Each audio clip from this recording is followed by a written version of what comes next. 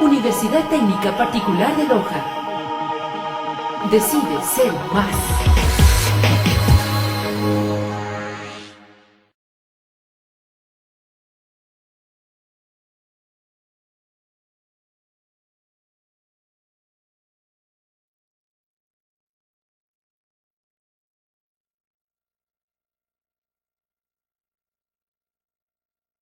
Ante todo voy a presentarme. Mi nombre es Nehama Tzaban.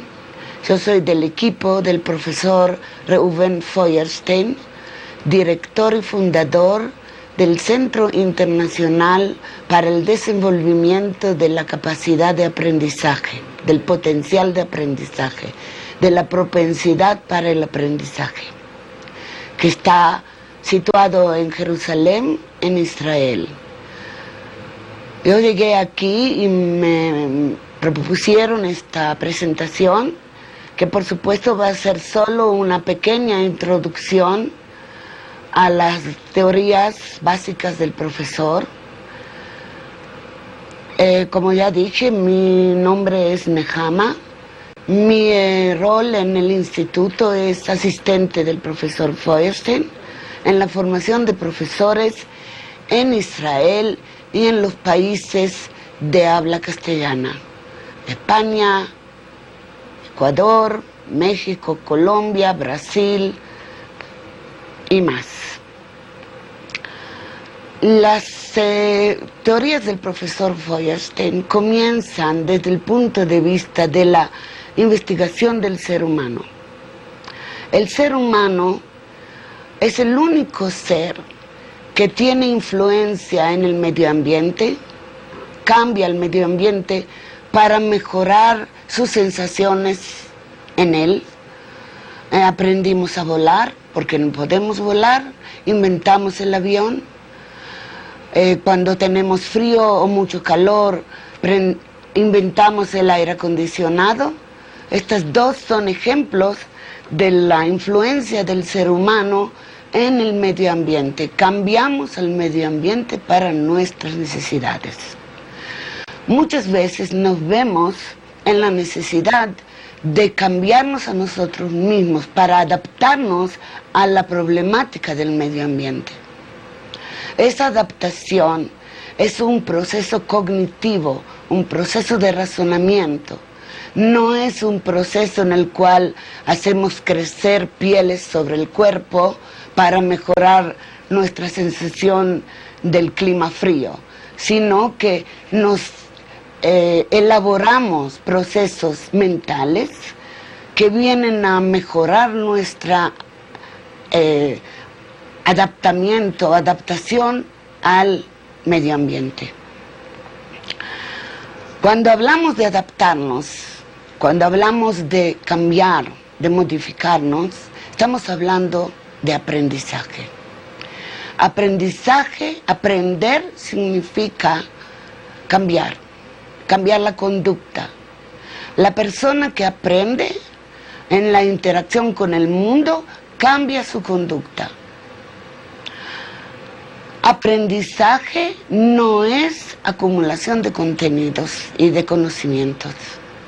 Para eso está la computadora. Nosotros le ponemos dentro de la computadora los conocimientos que nosotros necesitamos. En cualquier oportunidad podemos dirigirnos a ella para que nos devuelva datos o que saque conclusiones, pero la computadora sabe sacar conclusiones si le ponemos un programa especial. Más todavía, la computadora puede tomar datos y organizarlos según la programación que le pusimos ahí. Puede ordenar los nombres de los estudiantes según el ABC, puede agrupar a los estudiantes en conjuntos, en grupos, según el lugar donde residen, etcétera, etcétera. La computadora no aprende, solo el ser humano aprende. Aprende, cambia, se modifica y se adapta resolviendo problemas según sus necesidades y las necesidades del medio ambiente. Eso significa que para poder adaptarse al mundo hay que aprender. Y aquí tenemos un pequeño problema. Hay algunas personas que aprenden con facilidad y rapidez, y hay otras que tienen dificultades en el aprendizaje, que su aprendizaje es más lento, muchas veces no se puede ni sentir ese nuevo aprendizaje. Y la pregunta será si es posible de alguna manera acrecentar, desenvolver, desarrollar la capacidad de aprendizaje del individuo, de aquel individuo que por diferentes razones tiene dificultades, es más lento en el aprendizaje o parece como si casi no aprende.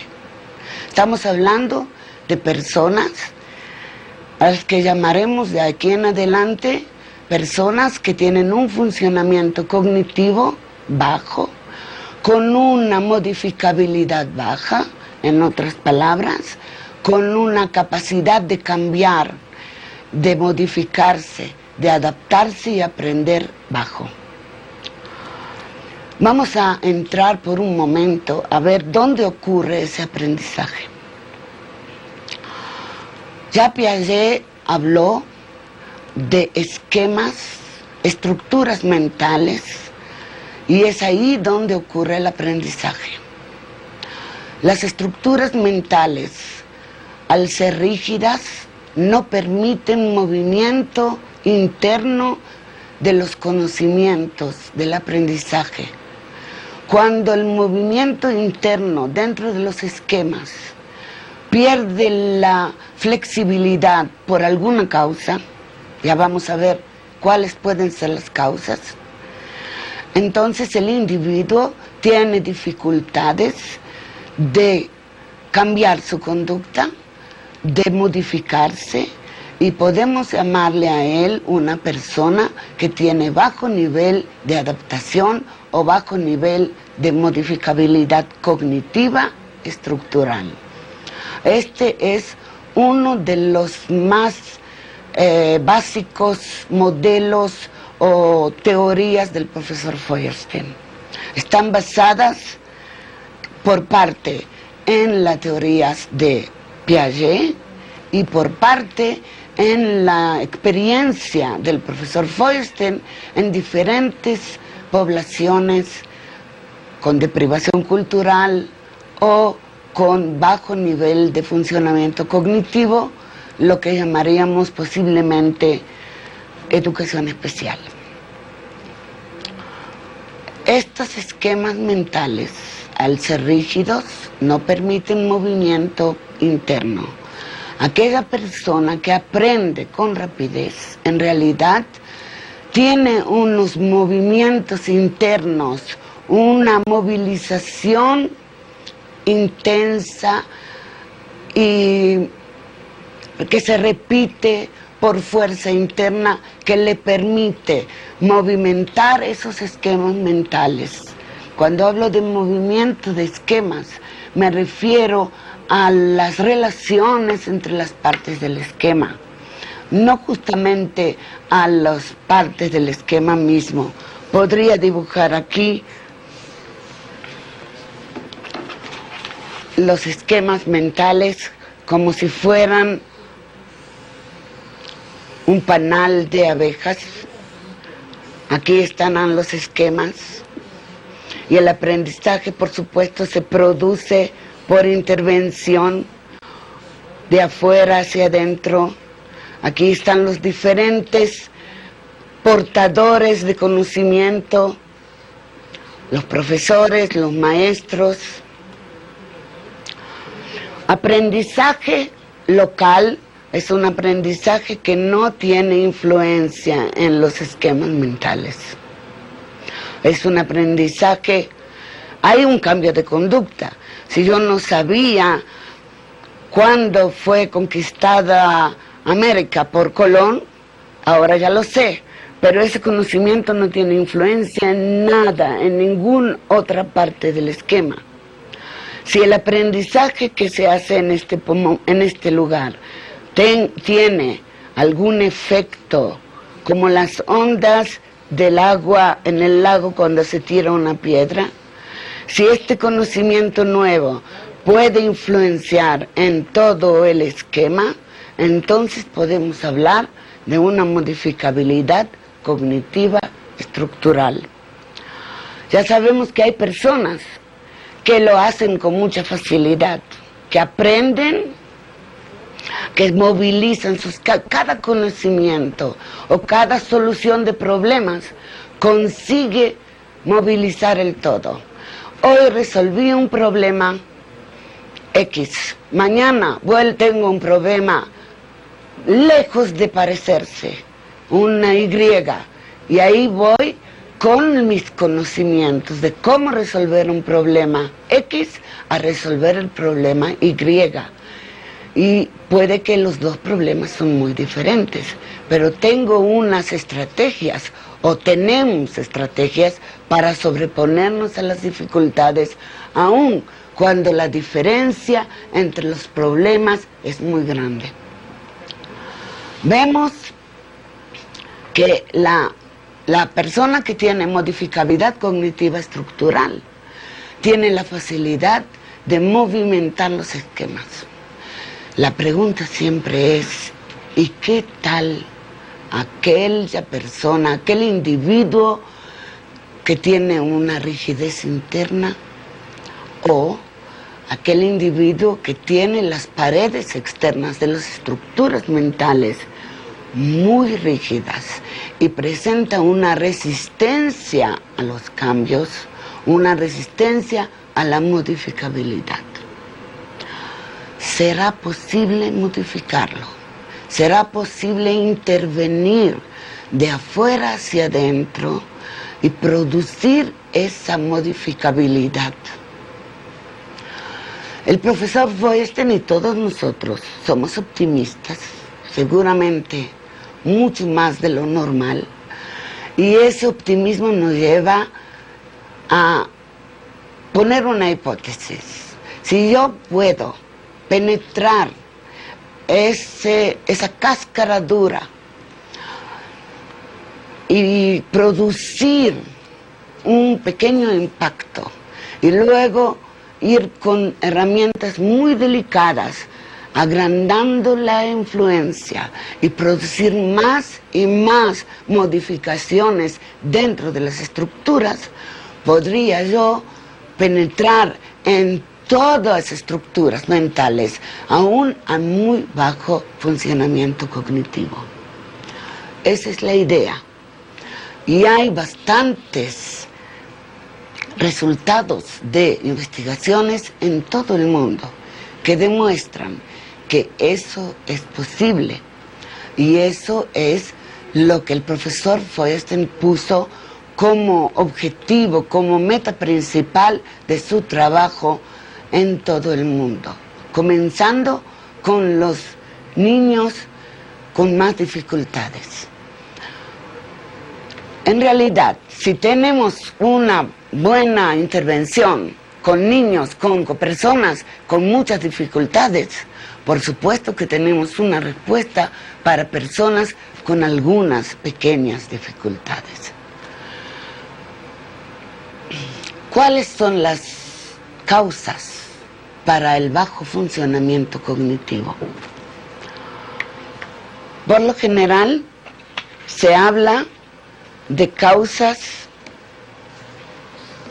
Vamos a revisar esta planilla.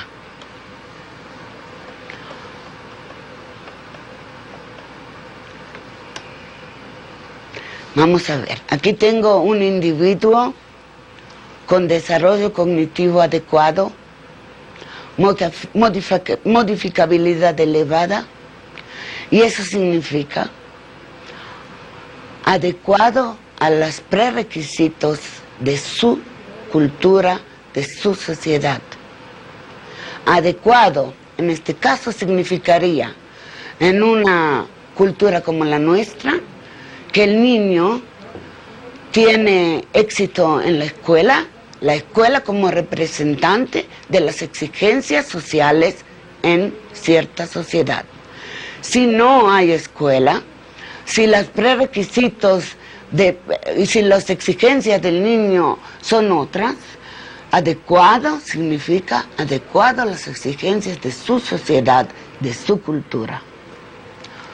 Este es el individuo que tiene modificabilidad elevada, que aprende en la interacción con el mundo. Por el otro lado, tenemos a este individuo con un desarrollo cognitivo inadecuado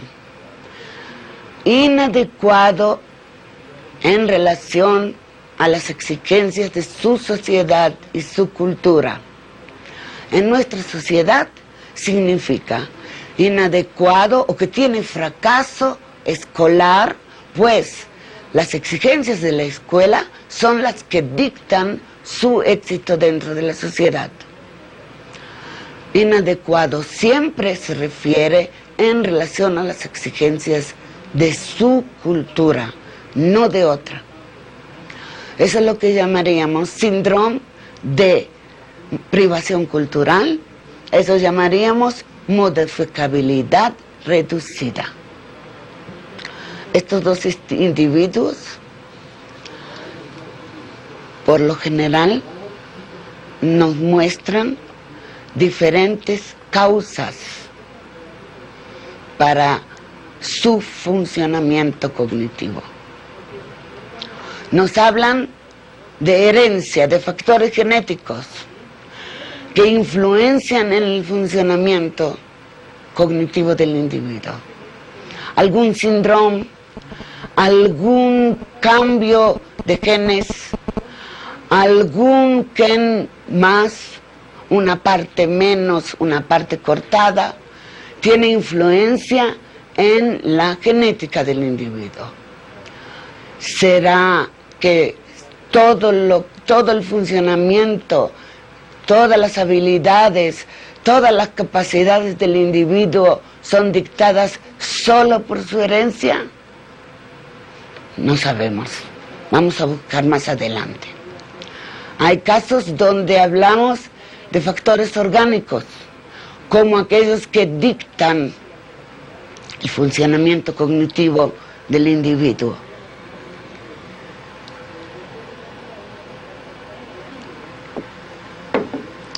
Estos factores orgánicos son una lesión orgánica cerebral, sea antes del nacimiento, durante el parto o después, por algún accidente que tuvo influencia en alguna parte del cerebro. Hay quien habla de nivel de maduración del organismo como aquel que dicta el funcionamiento cognitivo del individuo. Hay quien habla de balance emocional, de los aspectos emotivos de la persona como que tienen influencia en el funcionamiento cognitivo, sea del niño o de la familia. Hay quien dice, bueno, la cantidad de estímulos que tuvo este niño son los que dictan su funcionamiento. Puedo hacer la pregunta para que cada uno de nosotros piense en la respuesta. ¿Quién tiene más estímulos? ¿El niño que se queda durante horas jugando en su casa o el niño que se pasea por las calles? ¿Es la cantidad de estímulos? ¿La calidad de estímulos? ¿Cuán sofisticados son? ¿O es algo más? Nuevamente, signo de interrogación. Hay quien analiza más socialmente, así hacia afuera, no como factores endógenos o exógenos, sino puramente de afuera. estatus socioeconómico de la familia, nivel educativo de los padres. Bueno, me permito preguntarles, sin oír la respuesta, casi segura, de que no hay muchos hijos de reyes que están aquí presentes para aprender, estudiar, modificarse, adaptarse al mundo y resolver problemas novedosos. No es el estatus socioeconómico del individuo. No importa dónde nació, en qué barrio nació, cuánta riqueza tenían sus padres. Es algo más. Nivel educativo de los padres. Hay entre nosotros algunos que sus padres no tuvieron oportunidad de aprender. ¿Será que eso tiene influencia en el nivel de funcionamiento cognitivo de los presentes?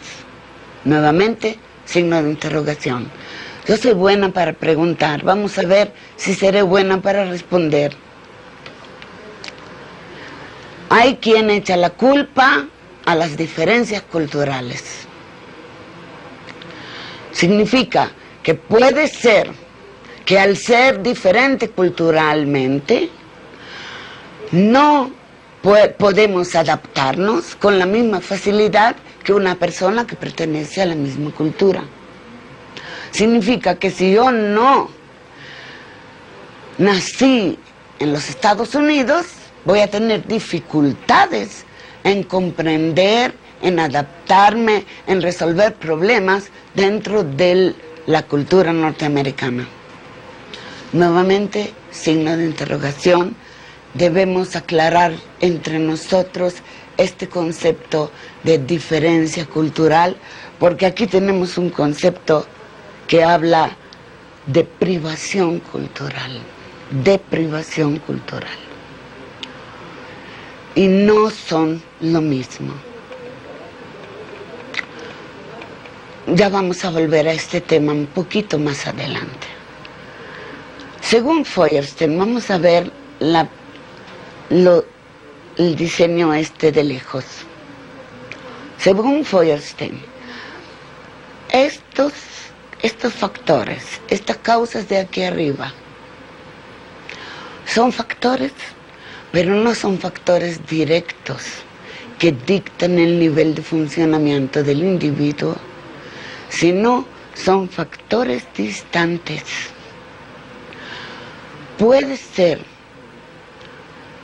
que todo está para bien del individuo.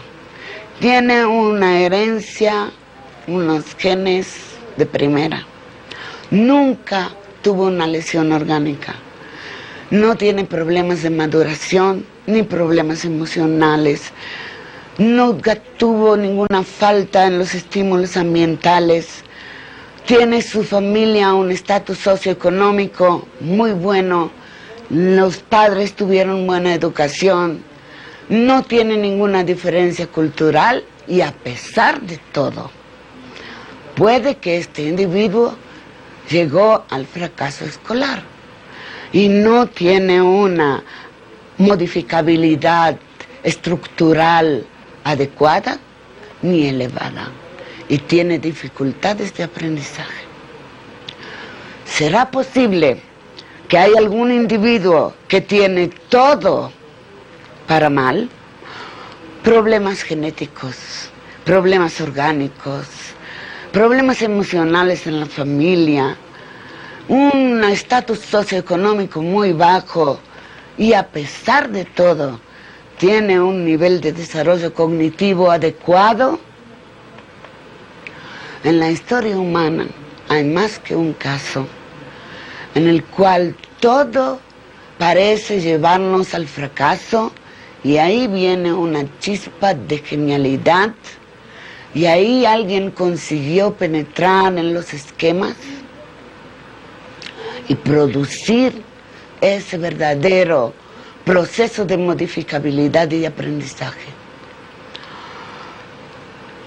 Hay una película que propongo que la vean y es la película Mi pie izquierdo.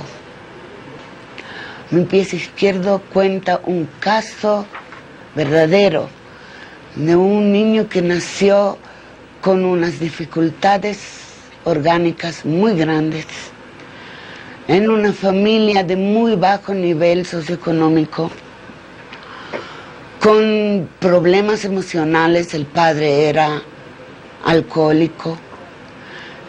Me parece que hasta aquí voy a contarles. A aquellos que todavía no vieron la película, se les pide revisarla bien, verla con mucha atención.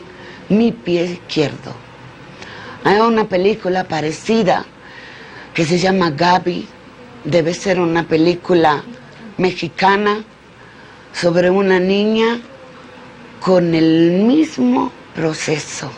Alguien, la madre, el cura, no importa quién, alguien descubrió dónde está la grieta en esa cáscara dura que parece que no se puede penetrar. ¿Dónde está la entrada hacia el tesoro más grande que tiene el hombre? Y es la capacidad de aprender.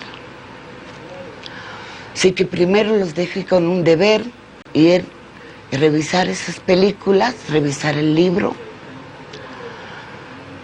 y reconocer que hay casos que parecen imposibles y a pesar de todo tenemos un éxito de 100% con esos individuos. Y si no son todos esos factores, ¿cuál será el factor decisivo que tiene influencia directa en el desarrollo cognitivo del individuo?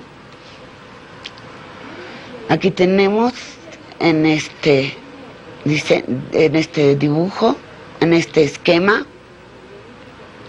un factor próximo.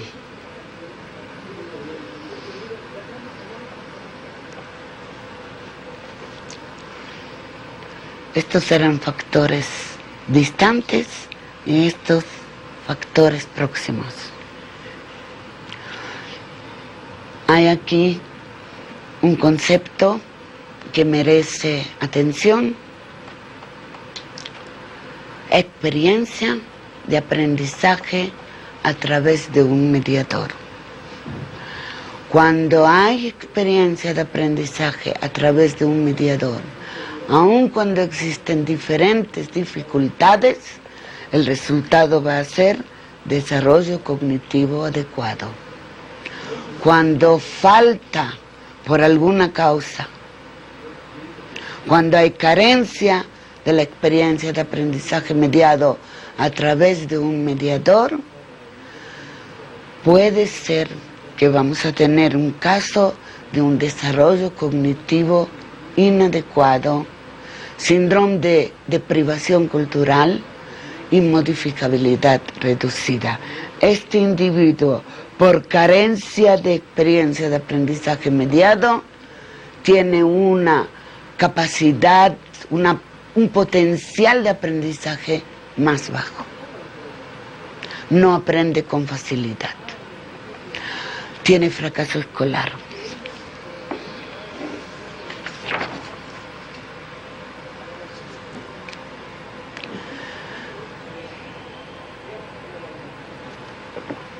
Por supuesto que estoy aquí haciendo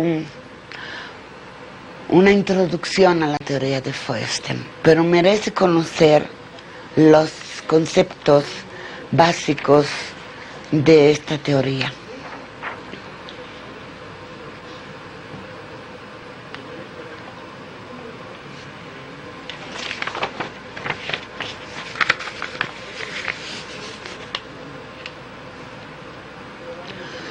Si nos presentamos un proceso de aprendizaje donde hay estímulos y reacciones, el individuo recibe cierto estímulo y reacciona al estímulo. Solo si reacciona como debido o como esperado, puede seguir adelante en el aprendizaje. Si su reacción es inadecuada, va a tener que volver al proceso de aprendizaje, estímulo, reacción. Este proceso es el que fue presentado por los behavioristas como proceso de aprendizaje. Aquí viene Piaget y dice: no basta con tener el medio ambiente y la reacción del individuo, tenemos que tomar en cuenta también al nivel de maduración del organismo. Lo que significa que el organismo que aprende, el individuo que a propósito, alguien aquí dibujó esquemas mentales, ustedes lo ven.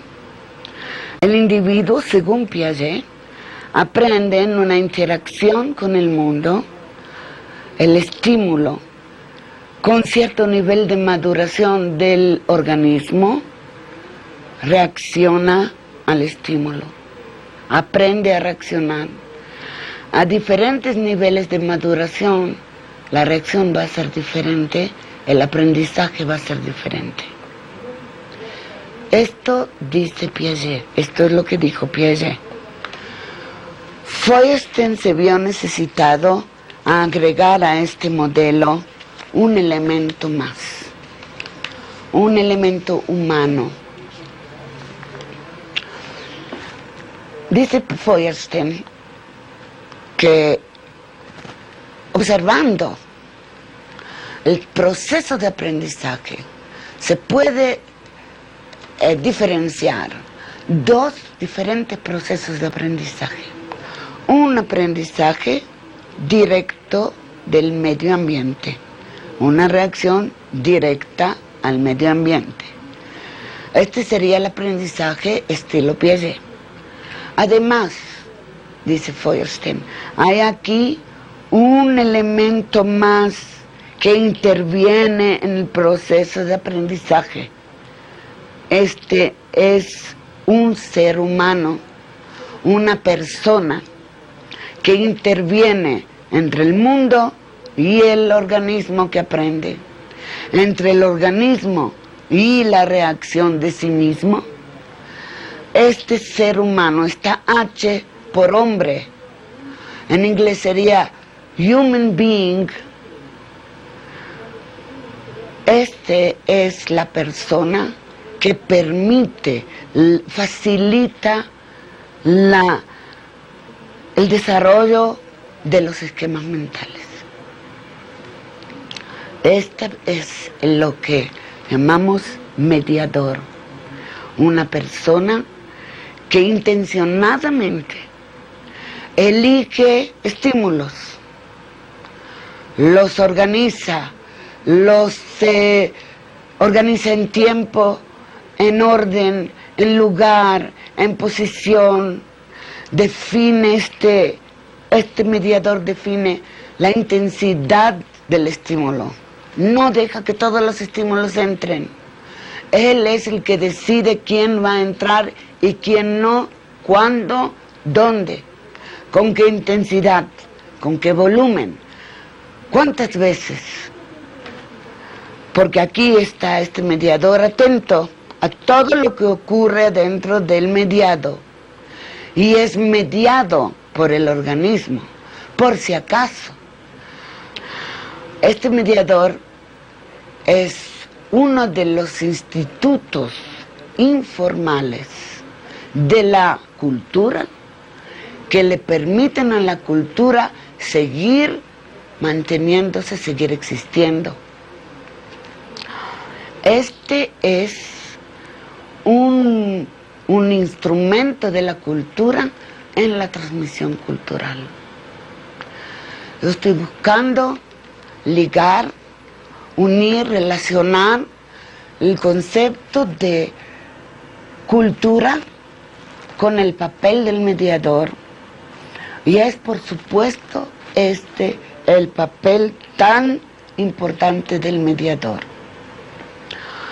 El profesor Feuerstein, que les manda a ustedes un gran saludo, verdaderamente emocionado de la posibilidad de llegar al máximo de estudiantes con sus ideas, me pidió a mí subrayar esta idea. El mediador puede inconscientemente transmitir su cultura al mediado y de tal modo producir en el mediado esa modificabilidad cognitiva estructural. ¿Por qué inconscientemente? Porque lo hacemos sin conocer las teorías de Feuerstein. Los hicieron nuestros padres, los hicieron nuestros antepasados, transmitieron de una generación a otra la cultura, una cultura que nunca queda estancada, una cultura que sigue floreciendo, adelantando, modificándose y modificando al medio ambiente, produciendo una serie de nuevas soluciones a los problemas que presenta el medio ambiente o a problemas que nosotros mismos producimos en el medio ambiente, como la polución, por ejemplo. La cultura tiene aquí una institución informal.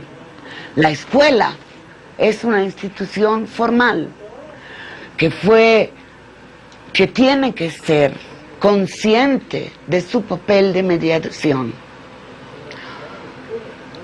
Hay casos que también en la familia tenemos que llevarlos a la conciencia de la mediación.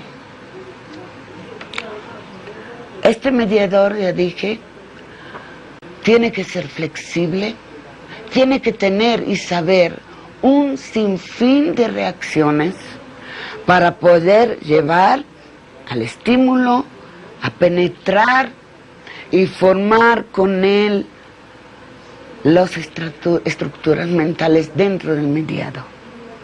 Este mediador inconscientemente trae estímulos de su cultura hacia el mediado, y cuando el mediado va a tener la oportunidad de ser padre, madre o educador, él mismo inconscientemente va a transmitir su conocimiento a sus hijos, y así es que la cultura se transmite, crece, florece, cambia, aprende. Somos en realidad instrumentos de la cultura. El problema es que si por alguna causa este mediador no pudo cumplir con su papel, aquí en el mediado vamos a tener unos esquemas en partes, una modificabilidad que falta, una modificabilidad inadecuada a los prerequisitos de la cultura. Si este mediador por alguna causa no consigue estar atento a lo que ocurre en el mediado, porque hay casos que en el mediado existen dificultades. Ya dijimos, puede ser resistencia, puede ser una cáscara muy dura de penetrar, como en el autismo. Muchas veces el mediado pierde la paciencia, ve que su trabajo, sus esfuerzos no consiguen producir los cambios necesarios, y es entonces que se vence y deja de mediar.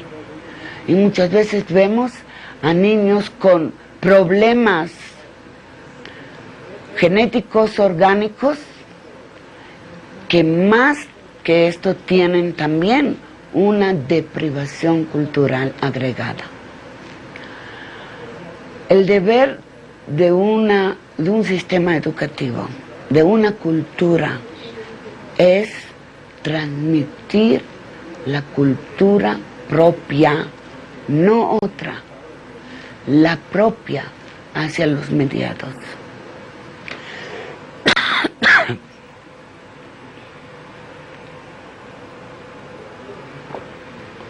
Hoy en día, las investigaciones demuestran que el valor de la transmisión genética, la herencia, es inigual a otros animales. La diferencia entre el ser humano y otros seres es mínima. Entonces, ¿cómo se puede explicar el desarrollo del ser humano si no tenemos la base genética, si tenemos una base genética casi idéntica a otros animales? ¿Cuál es la verdadera diferencia entre el ser humano y los animales? La única verdadera diferencia es el aspecto cultural. Es la cultura que produce el aprendizaje en el individuo. Es la cultura que permite, que acentúa, que subraya las diferencias entre nosotros y otros seres. La mediación es pura y única humana. No hay, estamos en investigaciones para ver si otros seres humanos transmiten cultura, transmiten con ese proceso de experiencia de aprendizaje mediado. Podemos ver animales que enseñan a sus pequeñitos ciertas conductas, como por ejemplo la gata enseña a los gatitos a hacer sus necesidades en la arena y luego taparlas. Ella, muy paciente, espera que todos los gatitos se ponen enfrente. Ella hace sus necesidades y muestra a todos cómo taparlas. Está enseñando una conducta. Pero ¿qué valor tiene esa conducta? Es una conducta con valor de existencia. Solo de existencia, solo de existir en este momento. Por si otros animales feroces van a descubrir los olores especiales del gato y los va a perseguir para comerlos. Por eso la gata enseña a los gatitos cómo conducirse, cómo actuar. Esta actitud es puramente existencial. En cambio, nosotros transmitimos elementos culturales que no tienen ningún valor existencial, como por ejemplo, literatura, como por ejemplo, música,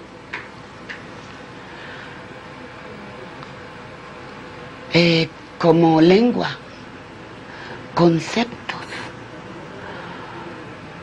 valores, creencias. Por favor, todo esto son parte de una cultura. Todo esto es lo que transmitimos de una generación a otra usando este instrumento, este mecanismo que se llama experiencia de aprendizaje mediado. Nosotros vemos que a falta de mediación puede ser que llegamos a un caso de un individuo con muy baja modificabilidad cognitiva, con una deprivación cultural o, como quieran ustedes, fracaso escolar. Si es así, ¿qué es lo que podemos hacer? ¿Cómo podemos remediar esto? A mi parecer la respuesta es obvia.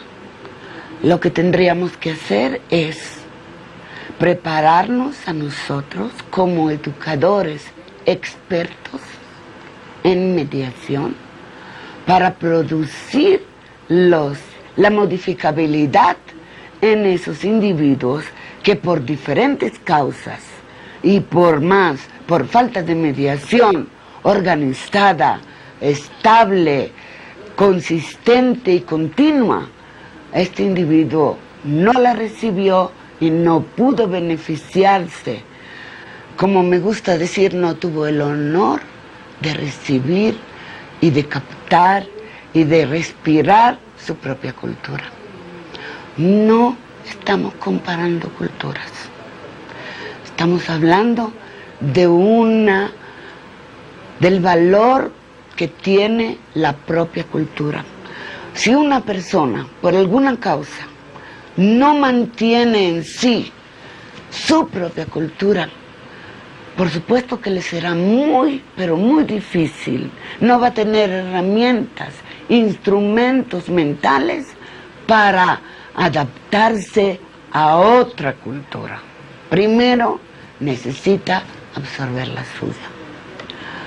El papel de los educadores debe ser construirse a sí mismos como mediadores expertos, conscientes de los procesos y transmitores de cultura, cada uno en la suya, de tal modo que podríamos enriquecer los procesos mentales del mediado y enriquecerlo de tal modo que pueda ser un ser que aprende y se modifica.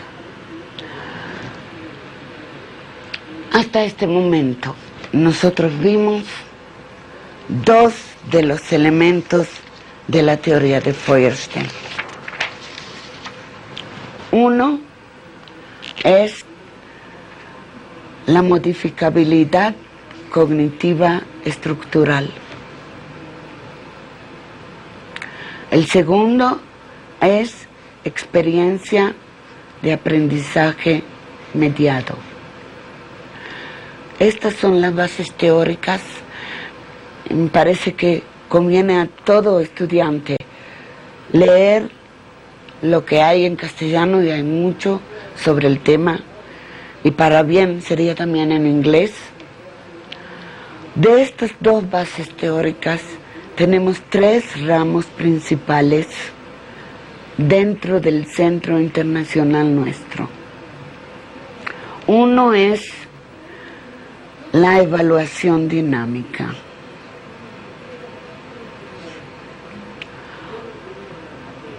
Viene a ser instrumentos de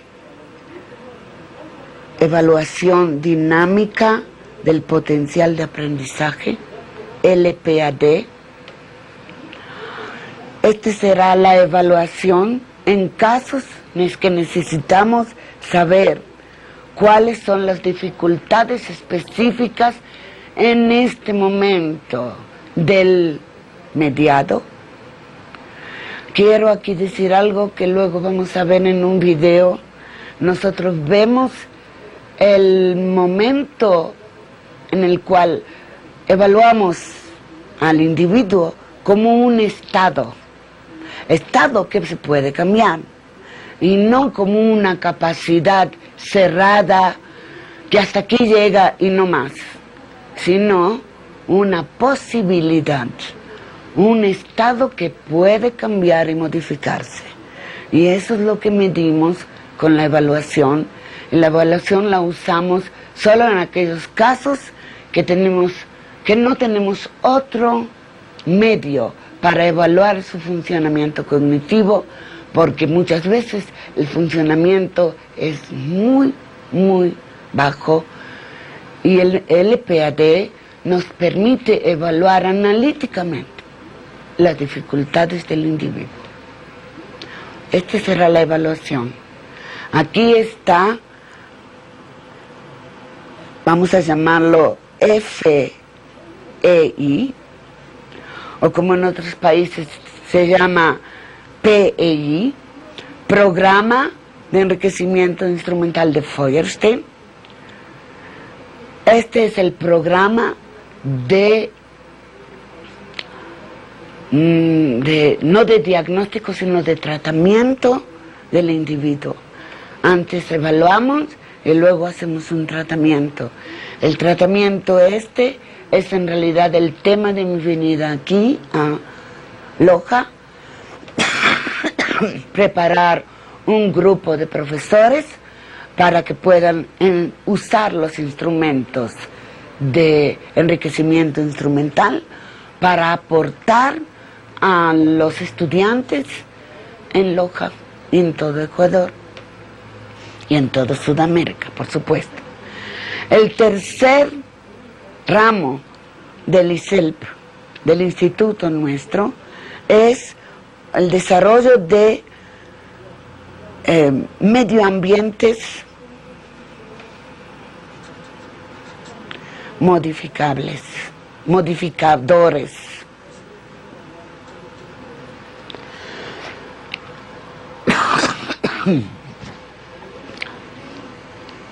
Si tomamos al individuo y producimos en él cambios, modificaciones en las estructuras mentales, si aumentamos de forma significativa su capacidad de aprendizaje, necesitamos el apoyo del medio ambiente. El medio ambiente es la familia, la escuela, la sociedad, la cultura. Muchas veces el individuo que tenemos evaluado y luego tratado demuestra un adelanto extraordinario en sus capacidades, en su estado en el cual está, y un adelanto de las capacidades de aprendizaje, pero problema. En el medio ambiente, en la escuela lo ven como ese que mejor no le preguntamos, porque seguramente no sabe. Ese que en la familia siempre fue conocido como el que menos importancia le damos, pues no sabe, pues no tiene parte en la familia, una parte activa dentro de la familia o dentro de la cultura. Para poder ayudar a este individuo necesitamos muchas veces intervenir en la familia y en la escuela para despertar el reconocimiento de los verdaderos procesos mentales del alumno. Si no, va a mantenerse siempre en la sociedad como a nivel secundario o no sé cuánto, muy bajo, y nunca va a ser apreciado tal cual es. Muchas veces en la familia no exigen al individuo modificarse, cambiar, resolver problemas. No le exigen cambios. Por eso es que nosotros tenemos que de alguna manera despertar la conciencia del medio ambiente y formar un medio ambiente modificador. En el ISELP,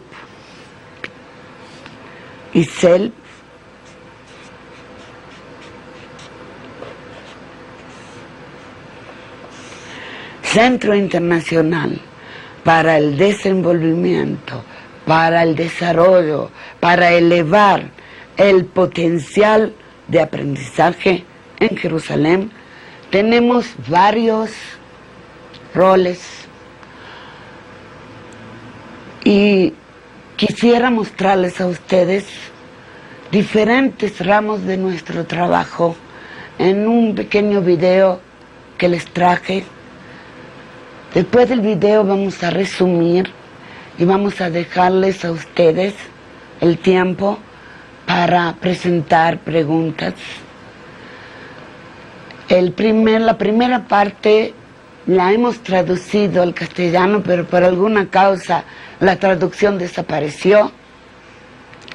Y voy a ver si yo puedo traducirles a tiempo corrido las ideas del video.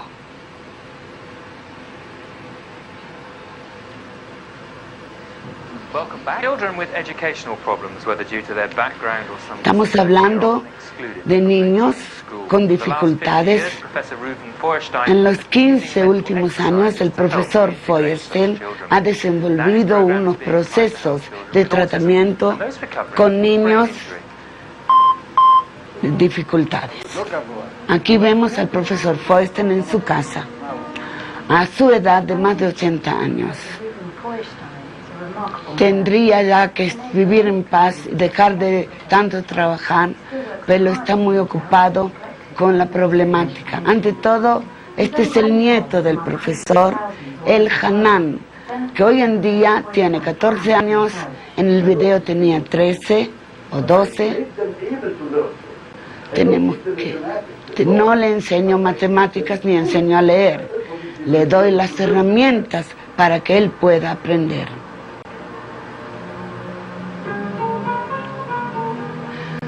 Jerusalén es una ciudad donde existen diferentes culturas y es sagrada a las 3 religiones.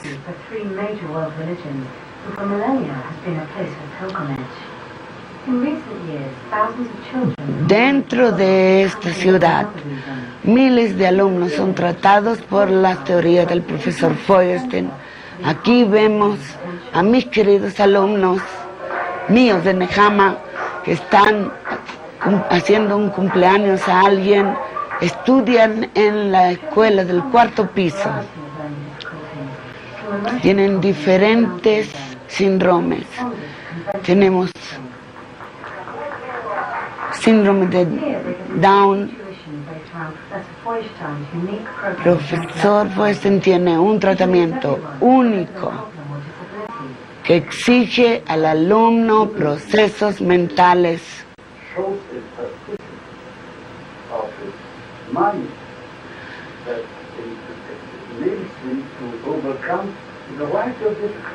Nosotros presentamos al niño problemas que le hacen movilizar sus esquemas y modificarse a sí mismo. Lo que vemos ahora es Bahía, Brasil, muy lejos de Jerusalén. Aquí tenemos una ramificación del proceso de Feuerstein. Tenemos aquí un proyecto enorme que es aplicación de PI o de FI en las escuelas normales, en los colegios. Aquí vemos un niño trabajando un ejercicio. Los niños trabajan, aprenden estrategias de organización. Aquí tiene que el niño tiene que pensar, tiene que contar los elementos, tiene que referirse a un modelo. Siempre aparece una situación que nunca tuvo anteriormente.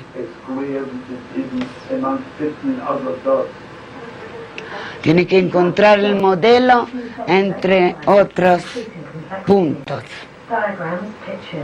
Son figuras. Es solo uno de los instrumentos.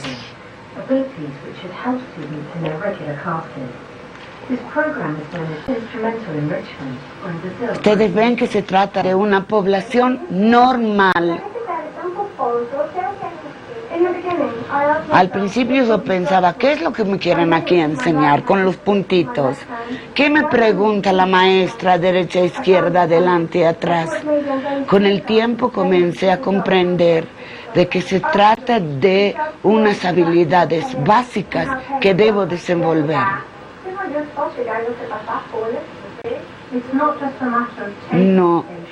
No es que estoy enseñándoles a dibujar, estoy enseñándoles a aplicar los procesos. Quiero enseñarles a organizarse, a planificar.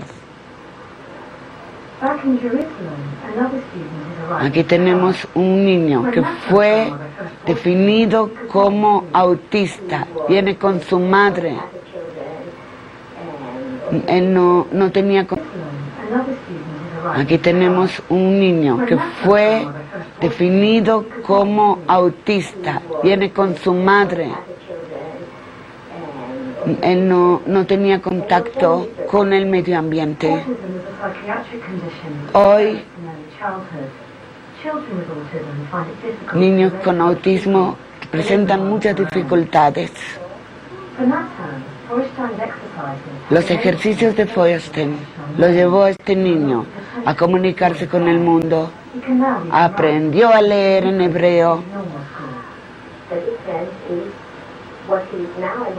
Lo que es hoy y lo que era es diferente en todo.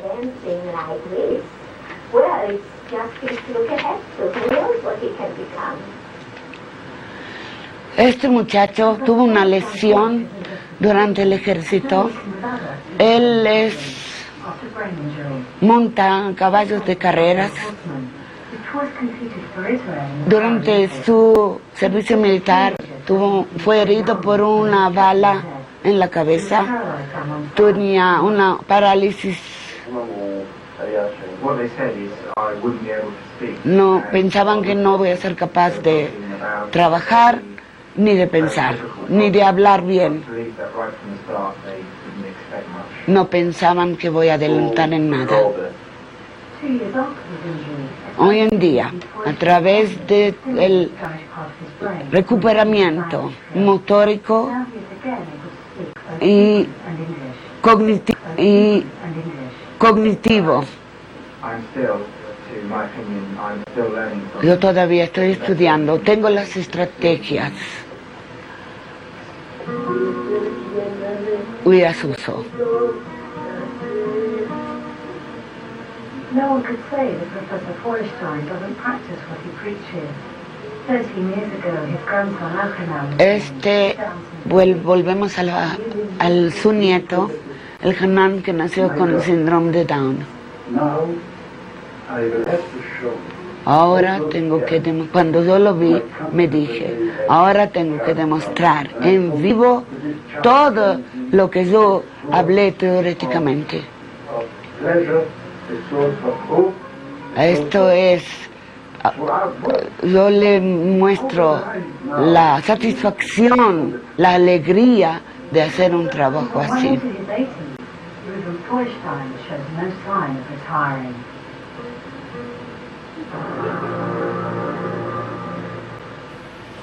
Bien, vamos a ver si podemos resumir este video. Este video nos muestra que el tratamiento a las dificultades de funcionamiento cognitivo, de bajo nivel de adaptabilidad cognitiva del individuo puede ser tratado. Nosotros vimos aquí varios niveles de funcionamiento cognitivo, desde el nivel más bajo al normal. Y podemos también agregar que el PI fue trabajado en diferentes países y en diferentes idiomas, más de 20 idiomas, en los cuales los instrumentos fueron traducidos, las teorías también, y a diferentes poblaciones, desde la más baja, desde el funcionamiento más bajo, aquel que requiere una cantidad enorme de energías por parte de los dos, mediado y mediador, para producir un cambio pequeñito, muchas veces. Desde esta población hasta la más alta población, pasando por la población normal, con alguna que otra deprivación cultural, como vimos en Bahía, como vemos en Guatemala, como vemos aquí en el Ecuador, en otros países del mundo, Canadá, Estados Unidos, Inglaterra, pasando también a poblaciones de niños con capacidades muy altas, pero con dificultades emocionales o con una problemática de caer del sistema educativo por sus problemas emocionales. Hay una población bastante respetable de niños con capacidades más que normales que por falta de tratamiento caen y no siguen sus estudios y no siguen desarrollándose. Esto será educación especial arriba educación especial abajo y educación especial normal. Todas son educaciones especiales. En lo que se verifica a tratamiento según la edad. Nosotros trabajamos con todas las edades. Por supuesto que los instrumentos hoy existentes, que se llaman programa de enriquecimiento instrumental, fueron elaborados para los jóvenes adultos de 9 a 10 años en adelante, hasta los 120 años también. Para los niños más pequeños, para la primera infancia, para el preescolar, estamos hoy desenvolviendo dos sistemas, un sistema de evaluación y un sistema de tratamiento, pero esto está en desenvolvimiento. Estamos trabajando con todo, tenemos resultados con investigaciones de todo tipo, y digo nuevamente, en todo el mundo. Por ejemplo, en Francia, en Portugal, en mi país, en Israel, tenemos trabajos con adultos que trabajan en fábricas y que por una u otra causa tienen que movilizarse dentro de la misma industria de un rol a otro. Eso requiere aprendizaje. Como sabemos, personas adultas también pueden formarse esa resistencia al conocimiento nuevo, y para poder llevarlos al nuevo aprendizaje hay que dar ese empujón, pequeño empujón, que podemos dar con un buen mediador y los instrumentos de PI.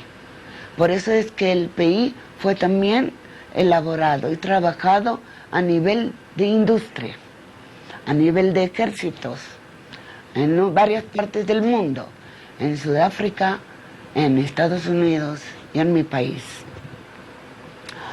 Queríamos ahora mostrarles un pequeño video sobre el nieto de Feuerstein y lo que hacemos con niños de educación especial.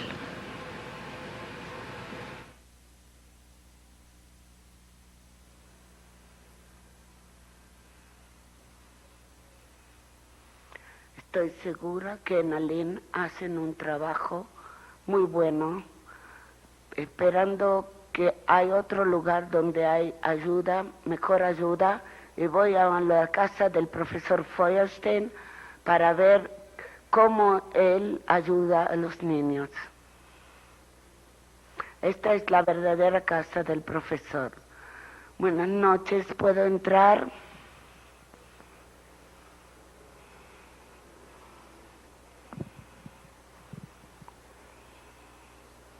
El profesor Feuerstein recibió un premio muy grande en Israel. Él desenvolvió un programa de tratamiento a los niños con dificultades. Fue repartido en todo el mundo. Tiene las raíces en el judaísmo. ¿Cómo lo llamamos? ¿Qué es lo que podemos hacer con estas personas que no son como todos? Ante todo, no hago ninguna definición. Lo que significa, yo veo al hombre como un ser que tiene capacidad de modificabilidad, y esa modificabilidad no me permite a mí definirlo. ¿Cómo dices tú sobre la gente que habla de que hay personas que son extraordinarias dentro de la sociedad? Mire usted, tenemos algunos indicios que en el judaísmo se refiere a las personas no como personas que tienen capacidades fijas, sino como personas que pueden cambiar, modificarse. ¿Por qué una persona que tiene cierto síndrome o tiene alguna enfermedad, porque según algunos puntos de vista en la judaísmo no se pueden casar ni pueden vivir en unas personas normales, y a veces hay que esconderlo de todos los demás porque puede ser que va a molestar en el casamiento de las hermanas. Ya no es así, dice el profesor. Hoy el niño con síndrome Down o otros síndromes en la casa de los religiosos es parte de la familia. Conseguimos hacerlo eso. Nosotros estudiamos, aprendimos que para poner en el desarrollo de esta persona es participar en la creación del hombre.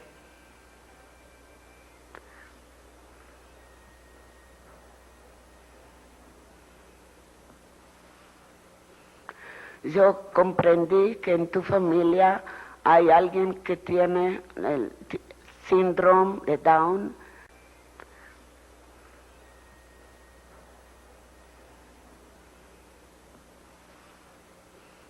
Yo comprendí que en tu familia hay alguien que tiene el síndrome de Down. Es un regalo que me dio el Creador, el Todopoderoso.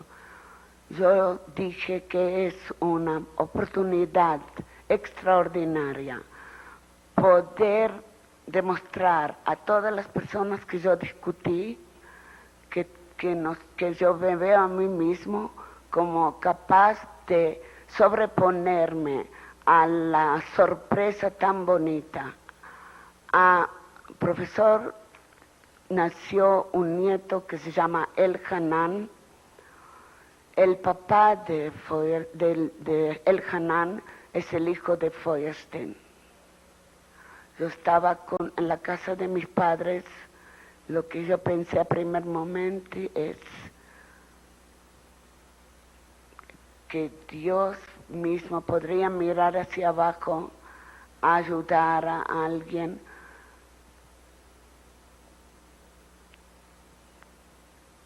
Es el pensamiento de que soy un hombre que tiene los dos pies sobre la tierra y tengo un hijo así, fue difícil. Cuando supe que tengo un nieto con el síndrome, yo vi a mi nuera acariciando al niño, ella ya sabía. Un día después yo fui a dar una conferencia en la Universidad de Bar-Ilan. Les dije a la gente: buenos días, díganme, buena suerte, me nació un nieto con síndrome de Down. Muchos años antes de que nació el Hanan, el profesor habló de hacer una intervención quirúrgica a los niños con este síndrome. Querían hacerle al niño una cirugía. Hicimos una cirugía a los 11 años. Hicimos un cambio en los ojos. Le ayudamos con la lengua para mejorar su habla. El pijama de él era mucho más grande de él. Hicieron esa cirugía a un niño de 11 meses. ¿Se acuerdan ustedes del cuento de Abraham que lleva a su hijo para matarlo? Era algo así mi sensación. Cortarle un poco la lengua para que pueda hablar. Fue un trabajo muy grande permitir a estos niños asociarse con los demás. Cuando yo vine y dije: señores, vamos a darles a ellos la oportunidad de hablar bien, pronunciar bien las palabras, con una pequeña cirugía en la lengua. Casi me tiraron piedras encima. Me dijeron: muy bien, vamos a ver si tienes razón. Señores, vamos a darles a ellos la oportunidad de hablar bien, pronunciar bien las palabras, con una pequeña cirugía en la lengua. casi me tiraron piedras encima. Me dijeron, muy bien, vamos a ver si tienes razón. Y con esta cirugía van a poder hablar mejor. ¿Qué van a decir la gente? ¿Qué es lo que van a decir estos niños? ¿Tienen algo que decir? Hay aquí algo como ir en contra del Creador. Estamos cambiando. Dice, sí, es una linda pregunta. Yo pensaba que era un poco tonta. Dice Dios lo que Dios dijo hacer. Así dice en la Biblia. Me preguntan a mí, ¿por qué necesitamos crear y hacer? Yo creí para que tú puedas hacer de eso cosas buenas. El Dios creó y el arreglar, el hacer no es nada contra Dios. El hombre vino al mundo para ayudar a Dios en la creación. Vamos a leer el cuarto. Después vamos a... como vendieron a José a sus hermanos. El niño está cantando, leyendo de la Biblia. Está cantando el cuento del sueño de José en Egipto. El niño lee muy bien. Cuéntale a Natán, ¿qué es eso? Los hermanos se portaron bien con José. No, ellos quieren que muera. Porque querían tirarlo a un pozo de agua. Yo no hago eso con mis hermanos. Yo no quiero que lo tirarle a nadie al pozo. ¿Por qué estos hermanos querían hacer?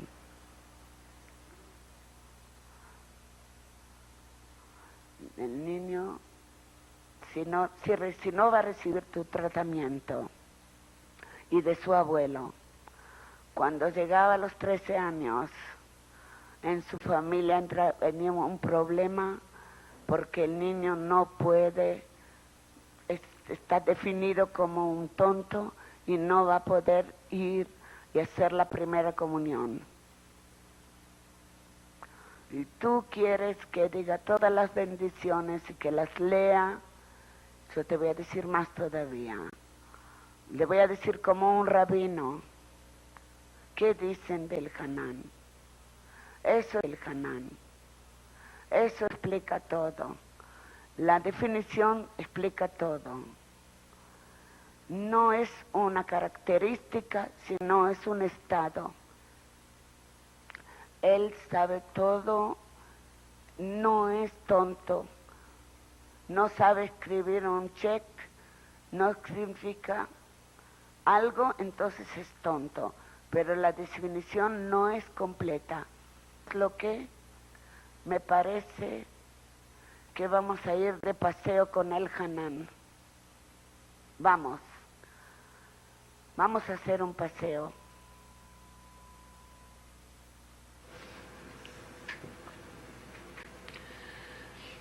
Volvemos por un minuto para resumir este video. Vimos que durante muchos años, yo estoy trabajando con el profesor desde el año 73 como profesora de PI, desde el año 1975 en la formación de profesores. Y yo lo conocí que viajaba a todo lugar, a todo hospital, mitad de la noche, para explicar a padres que si les nació un niño con síndrome de Down, no es un castigo de Dios, ni tienen que dejar al niño en el hospital, como muchos padres pensaban hacerlo. Él fue de casa en casa a explicar a los padres y a prometerles que él les va a ayudar. Y ahí vino en el año 1989 que nació el Hanán, y fue una sorpresa.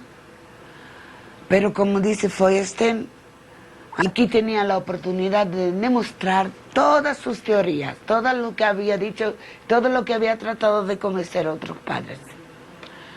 El Hanan sabe leer, escribir, sabe aritmética, tiene una moral normal, sabe diferenciar entre bueno y malo, tiene las habilidades básicas necesarias y está integrado en el sistema educativo normal en Jerusalén.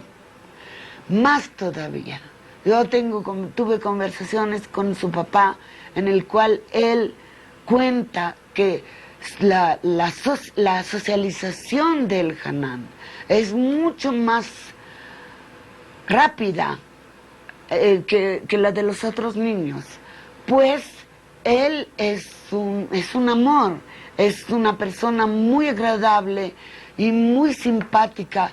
Todos los niños se vienen con él a conversar, a jugar con él, no se aparta socialmente, nadie lo hiere, nadie le hace mal, nadie lo molesta por su estado.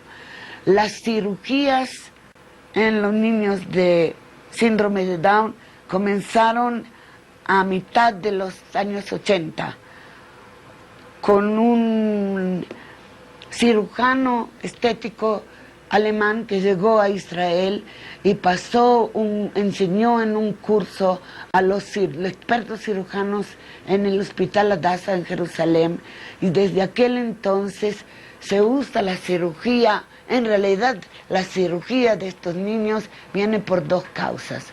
Una, para mejorar su estado de la parte superior del aparato respiratorio.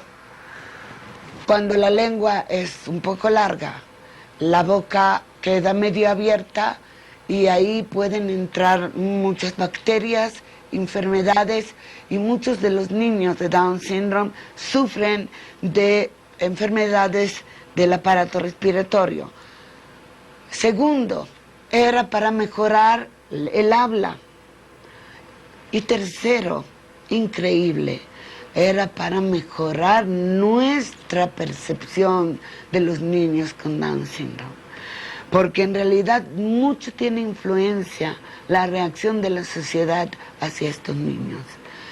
Las cirugías estéticas que se les hicieron mejoraron la sensación del medio ambiente para aceptarlos a ellos como seres humanos. Ustedes vieron este locutor. En realidad nosotros cortamos una parte del video para que pueda alcanzar en este tiempo. El locutor hizo una comparación entre diferentes puntos de vista dentro del judaísmo. Aquellos muy religiosos que mantienen la idea de que hay que internar a los niños con dificultades y alejarlos de la sociedad para que no moleste a las hermanas en los buenos noviazgos. O hay cosas así. Y comparó con el optimismo del profesor Feuerstein. El profesor Feuerstein y sus hijos, son personas religiosas. Tienen una creencia intensa del Creador, del Todopoderoso. Pero ven a la creación solo como una carta de presentación. Cuando yo recibo una carta de presentación, puedo leerla, puedo atenerme a lo que dice y decir, esta persona, bueno, vamos a poner la carta a un lado y vamos a empezar a trabajar para ver realmente si esto que dice la carta es lo que verdaderamente vale esta persona o que hay mucho más. Por eso él hace la diferenciación entre creador, que es el Dios, y el que hace, el que maneja, el que cambia, el que no acepta las limitaciones, sino que lucha para cambiar. Feuerstein tiene un libro para padres, más que para padres y educadores, y se llama, con todo su nombre largo, Si tú me amas, no me aceptes como soy, cámbiame. Si tú piensas que yo no puedo sobreponerme y que tengo dificultades de aprendizaje, no aceptes mis limitaciones, exígeme modificarme, exígeme cambiar, exígeme aprender.